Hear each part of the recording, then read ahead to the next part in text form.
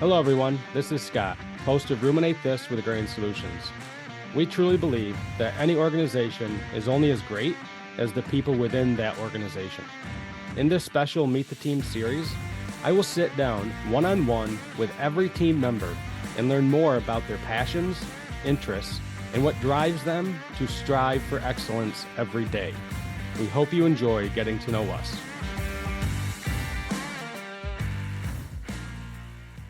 All right. Hey, everybody. Welcome to Ruminate This with Agrarian Solutions. I'm your host, Scott Zaire. And today we continue our series, Meet the Team with Agrarian Solutions. And today we have our National Farm Program Manager, the one, the only, the man, the myth, the legend, as I call him, Dan Hoying from Ohio. Dan, how are you doing today? I'm doing wonderful. Scott, it's amazing what happens to you when they put a microphone in front of your mouth. I don't know if I should ask what that means or.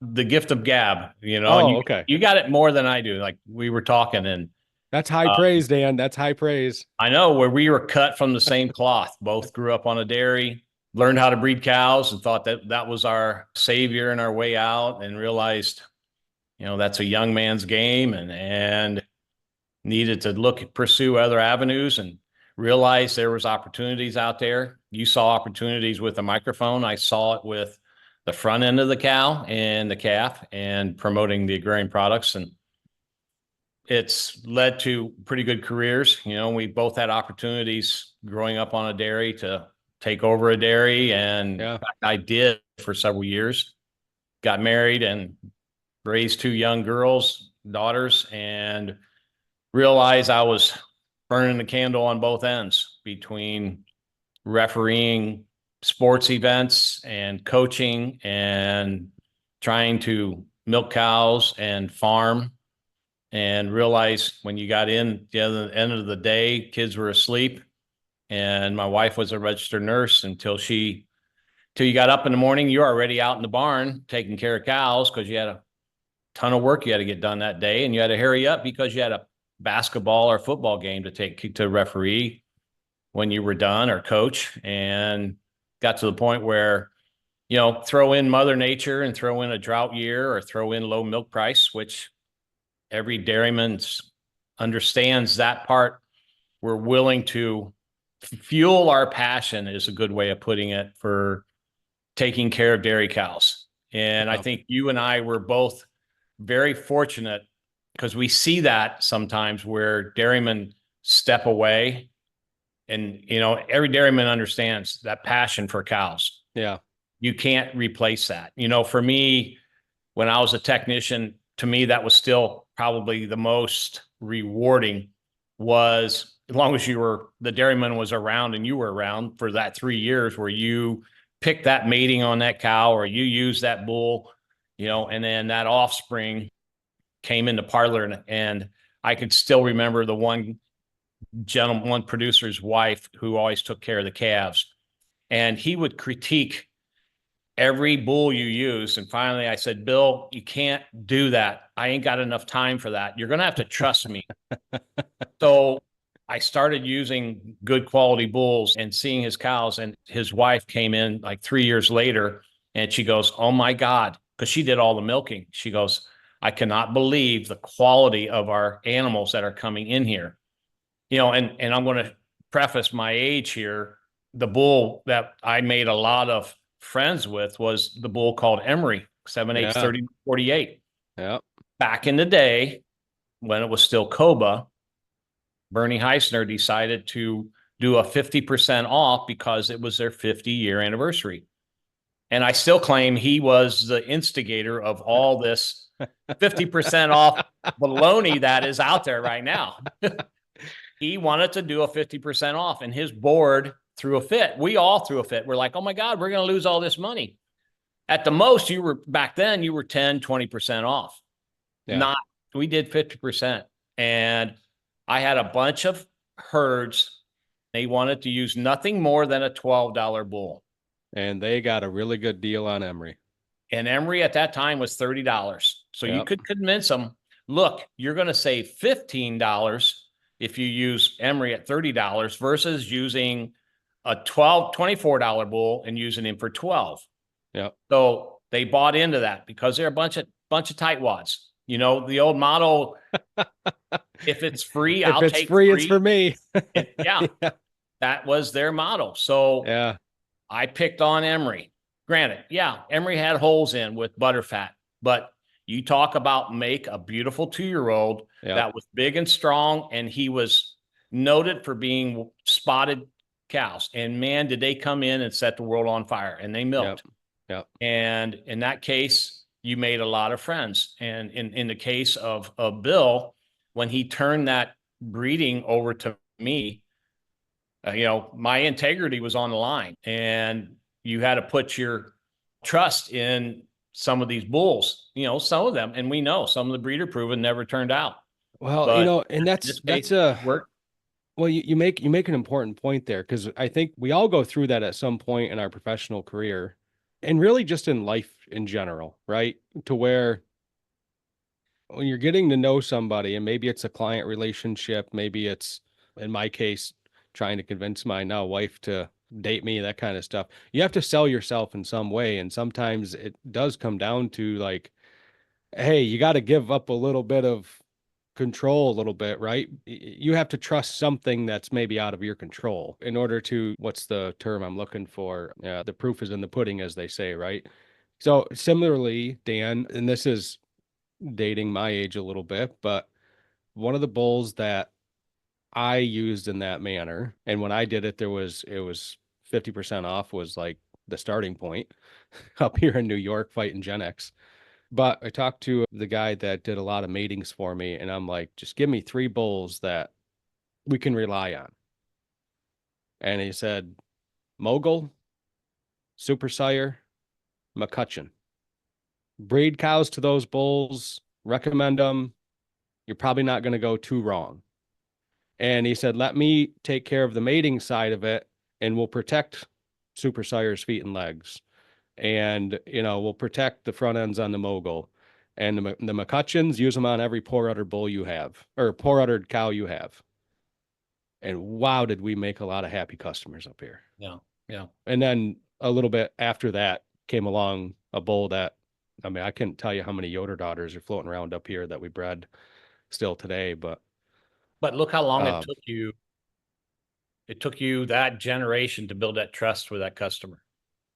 You know, yeah, I mean, if I look back at 2013 when I got into the AI industry, it was basically July 1 of 2013. I didn't pick up my first customer until October, and I never started breeding more than like 5 or 6 cows a day for another year after that. right. But Then, look how important it was for you, same for me, when you go to a new customer, how they look at you. Initially, you're a salesman. Oh my God, how fast can I get rid of him? yep, And how fast can I hide from him the next time he shows up? And what am I going to tell him? Or is it going to be a sympathy buy where I'm going to buy something and have him go away? yep, Versus I'm here. What can I do for you? And in some cases, this ties in with what we're doing now with agrarian in our products is what can I help you with problems you're having on the farm? You know, today, tomorrow, 5 years exactly. from now. In my case, I was limited on the amount of cows I could breed because I had a defined area when I started as a technician.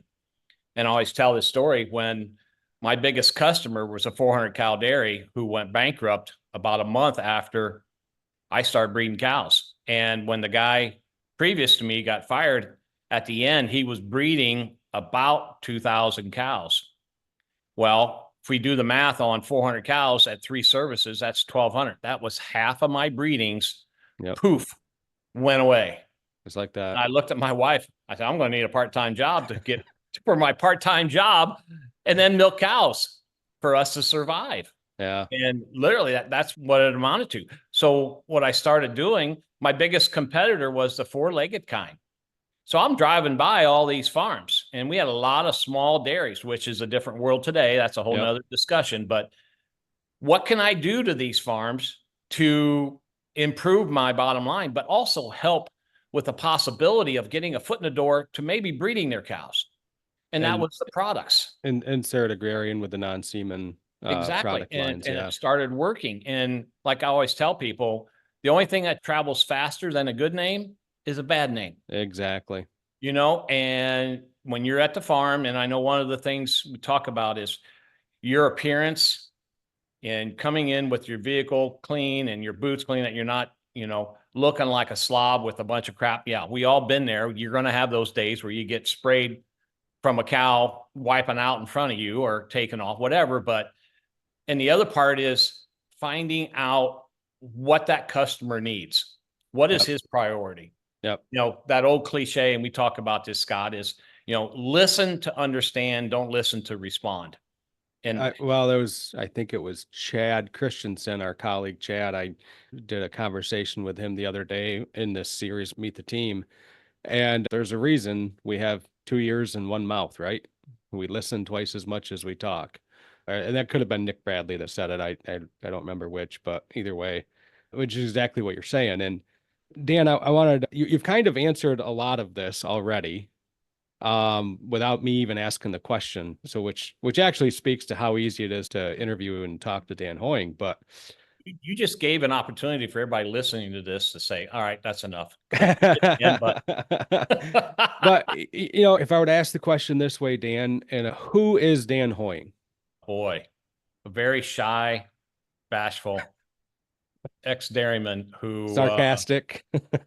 who just wants to, who gets really gratification from having a producer trust you enough to use products. And then to hear, if I get a rep that calls me and say, hey, you know, that herd we put on convert, or that herd we did this with, or did that with, they seen tremendous results. Yeah. To me, it doesn't make the hair on the back of my neck stand up, but Well, it's that feeling though, right? And you right. touched on that, right? It's you and I growing up on the dairy, and I mean, your passion is still involved in cattle, beef, and dairy. And we've both found this kind of new lane, if you would, to where we both have tremendous admiration, especially for dairy, but probably agriculture, livestock in general. And we realized for whatever reason, whatever circumstance, it became clear to us that actually being on the production agriculture side wasn't the right avenue for us to live out that passion. Right. And I think we've probably both been pretty fortunate to where, like you said, you have this ability to make a difference. And I think for me, and as long as I've known you, I think it's like wanting to take that passion to make a difference within dairy, and now we just get to do it across more farms rather than just our own.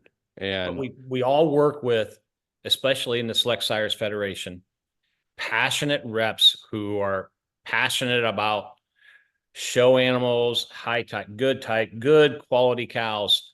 And you and I are both that, but we're also about taking that to another level.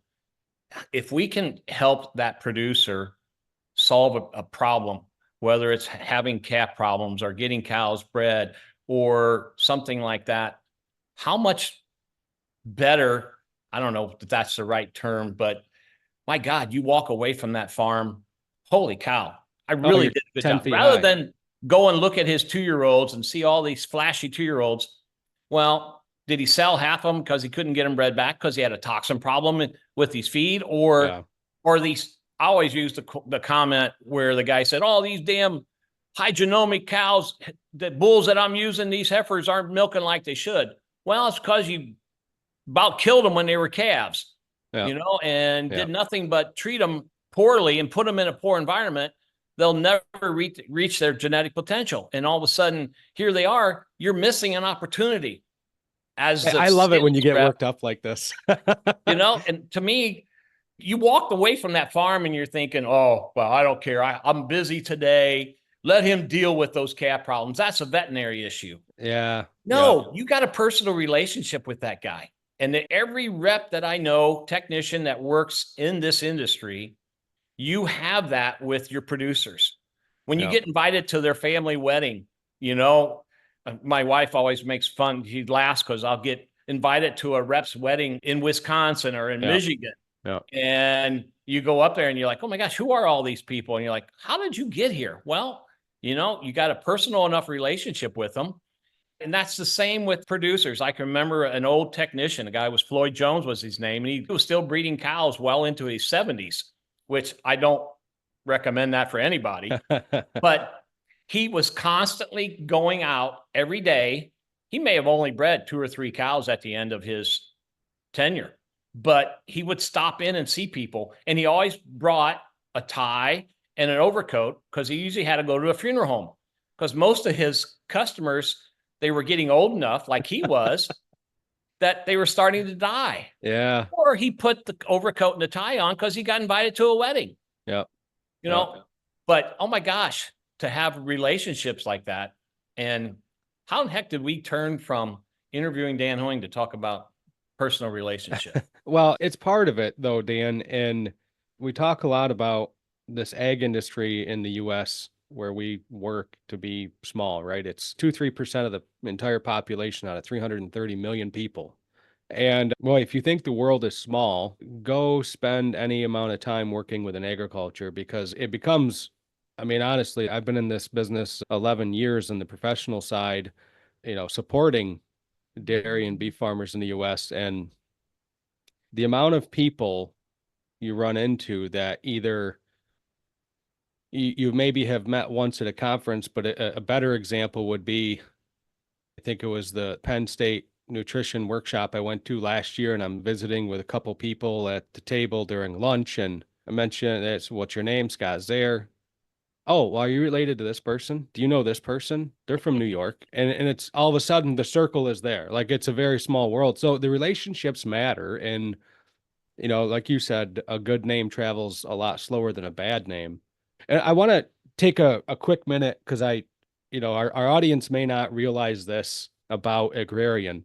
So roughly 25-ish years ago, a company out of Ohio reached out to Agrarian and said, hey, can you guys help out with mycotoxins? Does your technology work in that area? And we felt like it did. And we also have some what we would call our legacy products, if you would, that the Select Sires Federation has been a very good distributor for us since 25 years ago with our Convert gel. We have Convert Big Calf. We have some calcium bolus now that's research backed. We have a microbial gel and a microbial bolus. So I just wanted to frame that up for the listeners. So Dan, your responsibility as the National Farm Program Manager is to manage that entire Select Sires account that's been, being built for 25 years. That's pretty much sums it up, I guess? I don't know if you would call managing it, supporting it here to help educate, to help train. Yep. Obviously, that's probably a better way to. And that's probably one thing that I found out is in the 6+ months that I've done this is there's not near enough of me to go around. As you see, there's plenty of me to go around. But it's interesting how you started on the Select Sires and how it got started. And I think it's up to 27 years ago. But Yep. The research really was done with a herd in Ohio called Apple Notch and a guy by the name of John Beckman, who used to do some consulting work for Select Sires. Now I'm showing my age, but they bought in and said, all right, because back then, remember the high type bulls, the daughters were terrible for getting bred back. Remember, Nonanini Fawn Matt was notorious. His daughters just would not breed back. So high type correlated to cows wouldn't breed back. So then they were getting milk production and cows weren't breeding back. Like, okay, what's going on here? So found a product from Agrarian that helped that. So since then, it has evolved.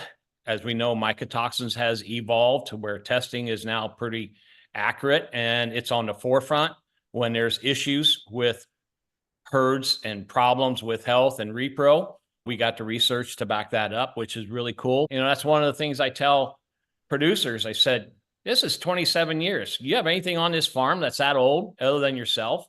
And how many products have come and gone that are not around anymore? Yeah, the staying power of these unique bacteria that we have, these cell wall deficient beneficial bacteria is, I mean, outside of digging up clay and out of the ground and stick it in the feed for a binder, which Dr. Roth, on another episode of Ruminate This, we went into the Cahal binder efficiency study. So just thinking about different products and, there's ingredients out there, but to stick around this long, I think it says something. I can remember Dave Thorbon, who is still the CEO at Select Sire, saying this years ago at a national sales conference. It's up to each and every one of you to understand every tool in your toolbox, at least have an understanding so you can present that information to that producer. So that would be my hope is, guys, understand it enough that you can at least explain or at least know when competitors are not telling the truth to their customers. Yep. Because ultimately, and unfortunately it happens, Yeah, it's their livelihood, Yeah. and if you don't do what you can to keep that producer in business, you know what? They're not going to be in business. So, Dan, you have said it. I'm not going to pick on you about when you mentioned showing how old you are, but you spent a number of years, obviously, in this industry. So, two things I'd like to kind of ask you about. I think one would be, who are some of the mentors you've had along the way?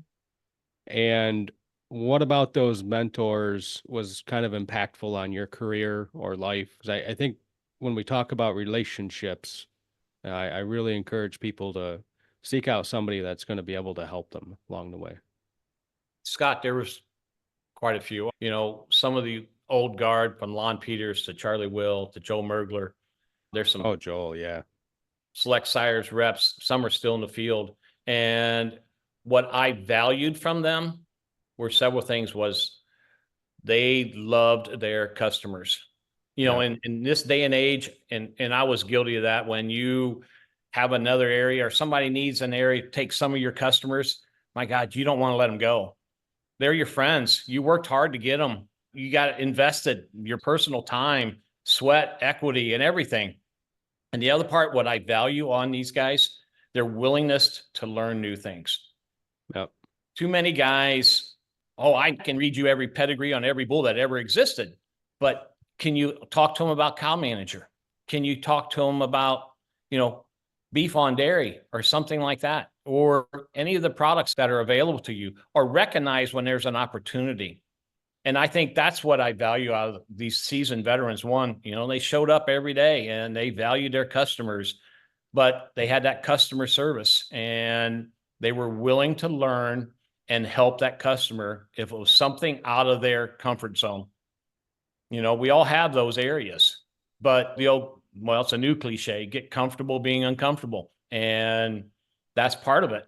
Because in today's world, with less dairies and bigger dairies, if you don't do that or set yourself apart, competition will. And for sure. next thing you know, you show up and the tank's full of competitor semen.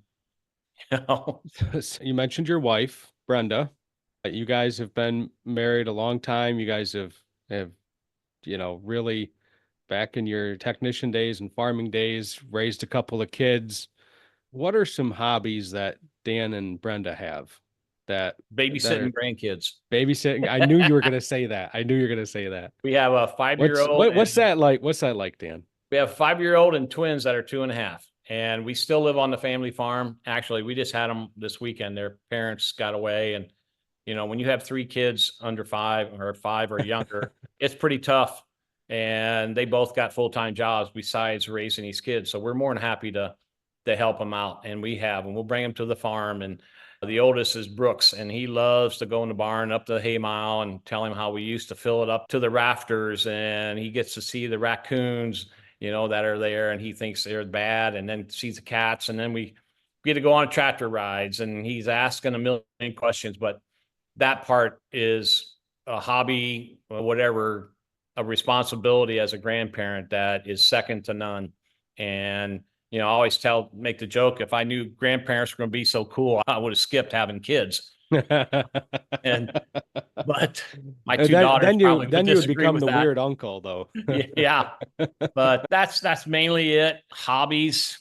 You have quite the green thumb, though, too, right? Yeah, we grow we got a big garden, kind of scratches my old farmer's itch, and playing with that, and put fungicide on sweet corn, and making sure it's as good as possible. That part, and that's pretty much what Dan and Brenda Hoying been married 41 years. So That's awesome. That's awesome. Summer and I are a little behind you yet. We'll be 9 years this year. 9 years this year. got a long way to go, So, but you're a lot yeah. younger. Yeah. I mean, a couple years. I mean, you're what, pushing 50 now? Yeah. We'll go with that, right? You've had opportunities to work in a lot of different, I'm going to say, settings, from being a technician, doing some sales work that way, one-on-one with producers, beef, dairy. And you've mentioned the people throughout your career that have had an impact on you. But what would you say if somebody's out there and they're maybe new to the ag industry? How do you go about being a part of and building a successful team? It's funny you said I spoke to a group of FFA kids in high school last year, and there was 80 some kids in there. And when we were done, the teacher asked one of the students, "What'd you learn from his presentation, my presentation?" And you know what her response was? She said, "One of the things I suggested was don't burn bridges. You never know when you're going to need that person or when you're going to come back and get into that field." And that was kind of my case, because grew up on a dairy. I owned a dairy. I always tell people I ate from both sides of the feed bunk. I was Yeah. a purchaser of semen, hated salesman. Then I turned around and I'm a technician and I'm trying to sell them semen. So I think that understanding has helped, making sure that producer is aware and what you can offer, and have some thick skin. If they tell you no, don't run away and never go back. And I hear this once in a while with the reps is, "Oh, let's stop at this dairy. Oh, that dairy, he told me no 5 years ago. I haven't been back. That SOB." Hold it. You never know when there's an opportunity, and when you can help them, it's rather than totally brushing them off, there's an opportunity there. So that's kind of what I would tell people is, be willing to learn, be willing to commit yourself to a personal relationship. Does that mean taking a phone call at 7 o'clock on a Thursday night? Sometimes. I had a herd. He used ABS semen as much as it was 50-50. And he called me at 7 o'clock on a Friday night. He was just down the road and he still had the semen in the cow. He couldn't pass the rod. "Hey, can you come over and breed this cow?" And it was with ABS semen. Do you know what? The next order and everyone after that was with me. Yeah. So Yeah, I think, and that speaks to what is actually quite a theme within the agrarian organization. And everybody I've talked to so far, and believe me, folks, these calls are not scripted. Every person so far has spoke to what I would basically call the servant leadership mentality. And I think when, if you're getting into agriculture, maybe you've through your whole life up to this point, or you're in agriculture, or maybe you haven't been exposed to agriculture, but you feel like this is where it's going. Dan, being a servant is not derogatory. It doesn't mean you let people walk all over you. It means that you understand that in order to elevate yourself, you have to first elevate those around you. yeah. And that's something that I do appreciate about the team that we have here with Agraria, from yourself, Dr. Roth. We see it with Chad, with Nick, and really everybody. And so I think that's something cool that is fun to be a part of. Yeah. I mean, it's funny because, we all have different personalities, right? And Dan, your passion just bubbles right out of you, and your desire to make a difference. And I think that's something pretty cool that people can look at and learn from. And yeah, just wanted to pass that along to you as well. And so, yeah, keep doing that, Dan.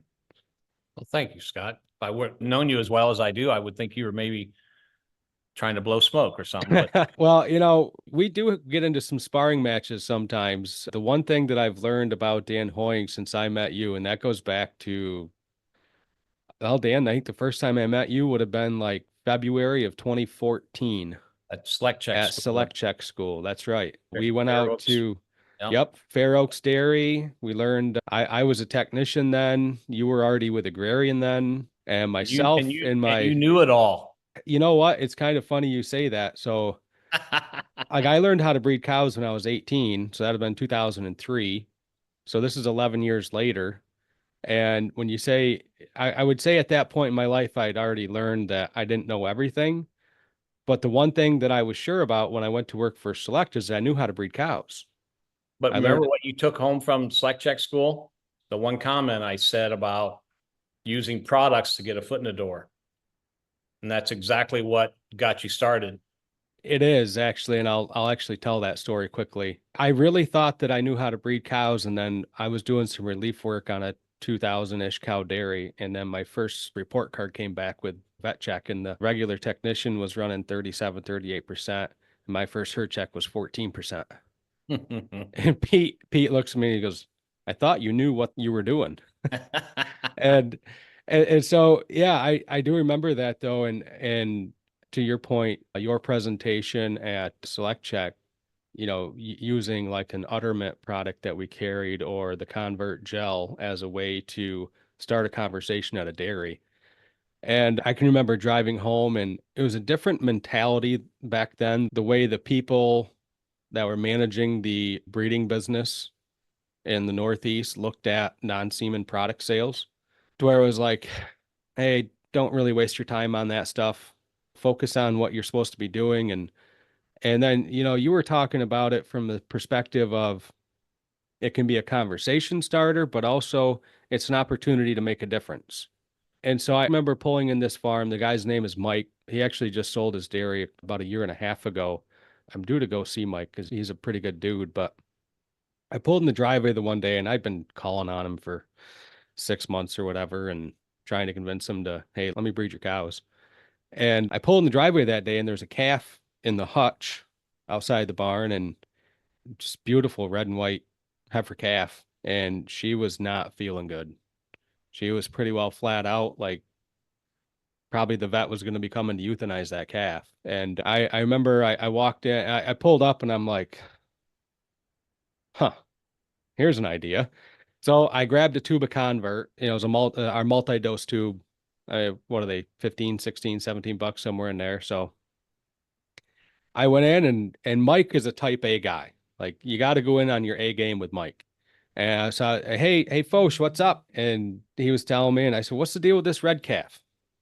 And he's like, oh, he said, we're gonna have to put her down. She's only a couple, 3 days old, and she got really bad diarrhea, completely dehydrated. I mean, her eyes were starting to suck back in her head a little bit even. And I said, well, hey, I said, I got this stuff that this guy in Ohio, or when I went out to Indiana, said that it'll practically bring calves back from the dead. It's, and I honestly was being a little bit facetious about it. Because I was like, I don't know if this stuff's any good. Only if they've been dead under a half hour. Yeah, exactly. And he goes, I'm not buying this crap like she's gonna die. I'm like, well, I'll tell you what. And I handed him a $20 bill. I said, I'll buy the first tube out of this case. I had one case, and that was what was in the car that I had inherited when I took over. I had one case. There's 6 tubes in a case. I handed him the $20. I said, I'll pay for the tube. I'm going to give the calf this product. And when I come back tomorrow to check on it, if it's still alive, you're buying the rest of the case and giving me my $20 back. And he was like, all right, deal. So I went out, and our treatment dose is 15 cc's of gel. Well, I wasn't taking any chances, so I gave her all 60 cc and grabbed a bottle of warm water, put a little bit in her, tried to get her to suckle on it, just tried to help wash it down, and bit of doing. I got there. No, he called me that night at like 6:30. So this is probably like 9 o'clock in the morning when all this went down. He called me at like 6:30 that night. And he goes, what the hell did you do to that calf? I said, well, how long did she stay alive for? He goes, I pulled in tonight, and he said, she's freaking standing up. I go, what? He goes, yeah. Like I ran in and mixed up some milk replacer, and she sucked down a whole bottle of milk, and like, what'd you? And I was like, well, that's pretty impressive. So the next day I made him buy the rest of that case. And yeah, I mean, it's kind of, I guess you would say the rest is history, but Mike's kind of like Dan. You got to be on your A game when you're going to go sparring with Dan Hoying. Hey, this is a cool story. When you were talking about your first experience, one of my first ones was I went with a rep and he would not take me to his biggest herd, which was at that time 2,500 cows.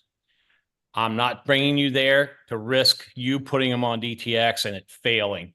I got all this semen business. I'm going to keep that. I said, well, what if things go south? Oh no. Well, it didn't take more than a month. Did an SRS report there. Repro's going to crap. What do we do? Oh, I'm going to put in higher SCR bulls, more fertile bulls. Oh, that'll fix the problem. Lo and behold, they had a huge toxin problem. It got fixed because the nutritionist had access to DTX. Yep. But it took that owner of that herd finally got fed up because cows weren't getting bred, and high conception bulls are not. You know, and I know that that's always not the answer. And he ended up losing that herd's business 100%. Gen X came in, took all the business. He Back ended up in. getting it back, but it was funny how he was so afraid to put product in at a customer for fear it wasn't going to work. When Yeah, his fear of the bigger fear unknown, right? was you should have been afraid not to do it versus be afraid to do it. Well, I think I think the hidden lesson there is one of the first handful of customers that I ever picked up. His name was Ken. I won't give out his last name, but Ken. And he said something to me that I thought was really, for me at that point in my young professional career off the farm, it was actually a pretty big game changer. And his comment was, if you're going to work with me on the dairy and breeding and genetics and that kind of stuff, I'm just going to tell you right now, I dislike pretty much anything that starts with re. I don't like reactive. I don't like reactionary. I want pro people. I want proactive. I want professional. I want, and so it was kind of a funny little thing and it became kind of a joke. But it's like, don't be re. And boy, when you have that servant mentality, and if you don't, some people I think are kind of geared that way naturally, but you can develop it to where you show an interest. You demonstrate that you care. You demonstrate that you are there for the betterment of the customer, not the betterment of yourself. And I think that's something that you have done a great job of kind of imprinting on some people where, hey, be the proactive guy. Help the customer because they need help. Don't make a sale thinking the commissions, the dollar signs going off in your head. If Yeah. you sell semen or you sell products thinking, well, I'm going to sell him more expensive bulls, that may not be what he needs. Or, well, I'd love to put every one of my herds on BioCycle Plus. He may be perfectly fine and do just as well with DTX, which is a cheaper product that performs admirably and probably better. And you save that customer some money. Yeah. Did it affect your commissions a little bit? But take that over the lifetime of that producer. Oh my gosh. Yeah. Versus have that mentality of, I'm going to this farm and see how much I can get out of him today. And we see that there's a company that's still in business. And we always claim that's how their sales was how fast and how much can I take from him today? Ask not what you can do for what your country can do for you. Ask what you can do for your country. Exactly. Well, Dan, I have kind of one final question I'd like to ask you, and I think I know what you're going to say, but what to you is so special about the ag industry? Passion of the people. When you cry, when you have to put your favorite cow or calf down, that passion. People that are not in the industry have no clue what we do getting up in the middle of the night because we got a cow calving, or you can't make church on Sunday because you got a water tank running over, or you got to mix feed because the cows are, or worse yet, middle of the night, cows, your heifers got out or something like that. To me, working with that group of people is like nothing else, and I got family that are in other business world. And when the weekend comes, they can turn it off. If you're a dairyman or a beef producer, you never turn it off. I always Yeah. told my wife when I came in at the end of the day, it was prioritizing what jobs can you put off till tomorrow because you're tired and you want to maybe see the kids or they're already in bed.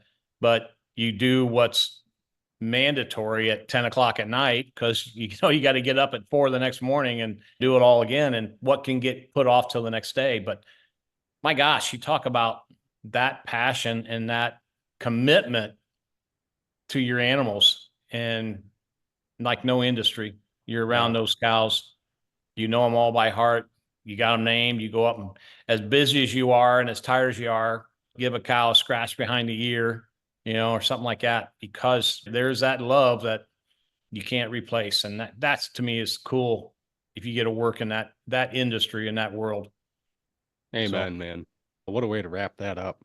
Well, Dan, I want to thank you for taking some time out of your day today to visit with us on Ruminate This, and keep spreading that across the people that you encounter, and just keep making a difference, because I think more people need to see there's a lot of benefit to approaching what you do in life with a lot of passion. And I think you've been somebody that's demonstrated that. So keep it up, Dan. And thanks again. And for those of you tuning in, be looking for another episode of Ruminate This very soon. So have a great week, everybody. If you found value in today's podcast, please hit subscribe and share. And we look forward to talking to you again next week.